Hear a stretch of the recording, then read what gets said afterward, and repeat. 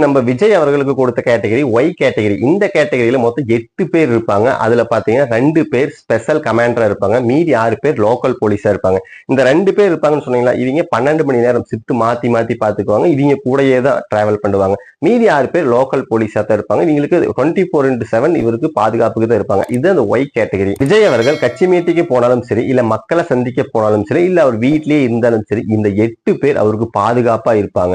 அதையும் மீறி நான் அவர் போட்டோ எடுக்க போகணும், இல்ல அவரை பார்க்கணும் அப்படின்ட்டு போறதுக்கு வாய்ப்பே இல்லை. இல்ல இந்த பார்த்தே தான் ஆகணும் அப்படின்னு நினைச்சு யாராவது போனா கூட கண்டிப்பா அப்பாயின்மெண்ட் வேணும். அந்த அப்பாயின்மெண்ட் இருந்தா கூட நீங்க அவரை பார்க்க போறீங்கன்னா இந்த 8 பேரும் கம்பல்சரி அவர் கூட இருப்பாங்க.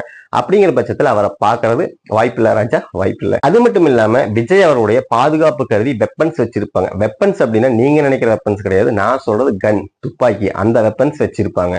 அது மட்டும் இல்லாம விஜய்க்கு எதுக்குப்பா இவ்வளவு பாதுகாப்பு அப்படின்னு கேட்டீங்கன்னா, அவர் ஒரு தலைவர், அரசியல் தலைவர், தாவேகா கட்சியோட தலைவர்.